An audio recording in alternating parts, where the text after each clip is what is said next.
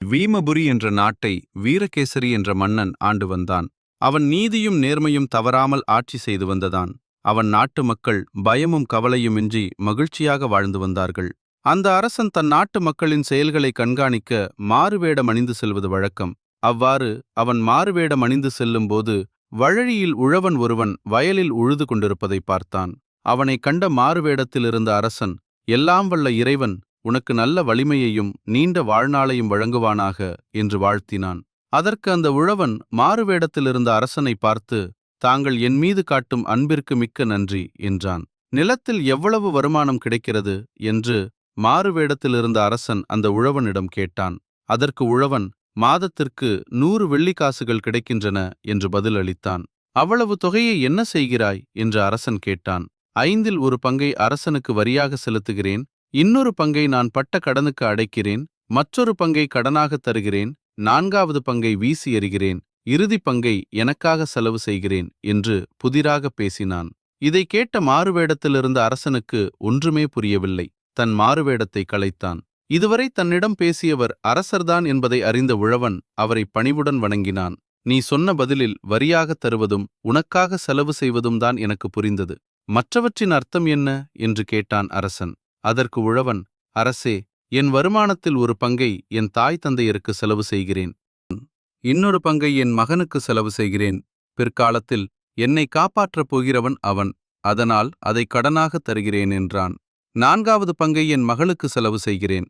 எப்படி இருந்தாலும் திருமணமாகி இன்னொருவன் வீட்டில் வாழ வேண்டியவள், அதனால் அந்த செலவை வீணாக தெருவில் எரிகிறேன் என்றான். அந்த உழவனின் பதிலை கேட்டு மகிழ்ந்த அரசன், உன் அறிவு கூர்மை மிகவும் நன்றாக உள்ளது.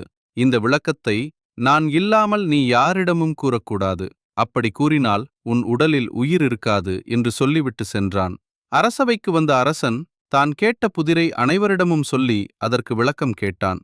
ஒருவராலும் அதற்கு விளக்கம் கூற முடியவில்லை. இந்த புதிருக்கு யார் விளக்கம் கூறினாலும் அவருக்கு 1000 பொற்காசுகள் பரிசாக வழங்கப்படும் என்று அறிவித்தான். அரசனுக்கு இந்த புதிரை கூறியவர் யார் என்பதை அறிந்து கொண்டான் அமைச்சர்களுள் ஒருவன். அந்த அமைச்சர் நேராக இந்த உழவனிடம் சென்றான். அரசு நாணயசாலையில் புத்தம் புதிதாக அச்சடித்த இந்த 500 பொற்காசுகளை பெற்றுக்கொண்டு அரசரிடம் சொன்ன புதிருக்கான விளக்கத்தை என்னிடம் கூறு என்றான் அமைச்சர். கண்ணை பறிக்கும் ஒளியுடன் கூடிய பொற்காசுகளை கண்ட உழவன் அரசரை எப்படியும் சமாளித்துக் கொள்ளலாம் என்று எண்ணி அந்த புதிருக்கான விளக்கத்தை கூறி பொற்காசுகளை பெற்றுக்கொண்டான். அரண்மனை திரும்பிய அமைச்சர் நேரடியாக அரசிடம் சென்று புதிருக்கான விளக்கத்தை கூறினான். உழவன் தான் பதில் கூறியிருக்கிறான் என்பதை அரசன் அறிந்து கொண்டு அவனை இழுத்து வருமாறு தன்னுடைய காவலர்களுக்கு ஆணையிட்டான். அரசவைக்கு இழுத்து வரப்பட்ட உழவனை பார்த்து, உனக்கு என்ன திமிரு? நான் இல்லாமல் யாரிடமும் அந்த புதிருக்கான விளக்கத்தை சொல்லக்கூடாது. சொன்னால் உன் உயிர் போய்விடும் என்று உனக்கு நான் கட்டளையிட்டிருந்தேன். என் கட்டளையை மீறி சொல்லியிருக்கிறாய். உன் உயிரை இப்பொழுது யார் காப்பாற்றப் போகிறார் என்று பார்ப்போம் என்று கோபத்துடன் கேட்டான் அரசன்.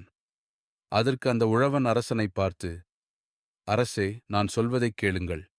என் மீது எந்த தவறும் இல்லை என்று பணிவாக கூறினான் உழவன். அதற்கு அரசன், நான் இல்லாமல் யாரிடமும் இந்த புதிருக்கான பதில் சொல்லக்கூடாது என்றேன் அல்லவா என்று கத்தினான். உடனே அமைச்சர் கொடுத்த பொற்காசுகளை அரசனிடம் காட்டிய உழவன், இந்த பொற்காசுகளில் ஒரு பக்கத்தில் தங்கள் உருவம் பொறிக்கப்பட்டுள்ளது. இதை பார்த்து தான் அமைச்சரிடம் பதில் கூறினேன். எனவே தங்களை வைத்துக்கொண்டுதான் நான் விளக்கம் கூறினேன். தங்கள் கட்டளையை நான் எந்த வகையிலும் மீறவில்லை என்று கூறினான். உழவனின் அறிவு கூர்மையை அறிந்த அரசன் அவனுக்கு பரிசுகள் பல தந்து அனுப்பி வைத்தான். உழவனின் உயிரை தக்க சமயத்தில் காப்பாற்றியது அவருடைய அறிவு கூர்மையே ஆகும். நீதி, ஒருவரிடம் இருக்கும் அறிவு மிக சிறந்த செல்வமாகும். அது தக்க சமயத்தில் அவனுக்கு உதவும். எனவே அனைவரும் அறிவை மேன்மேலும் வளர்த்துக் கொள்ள வேண்டும்.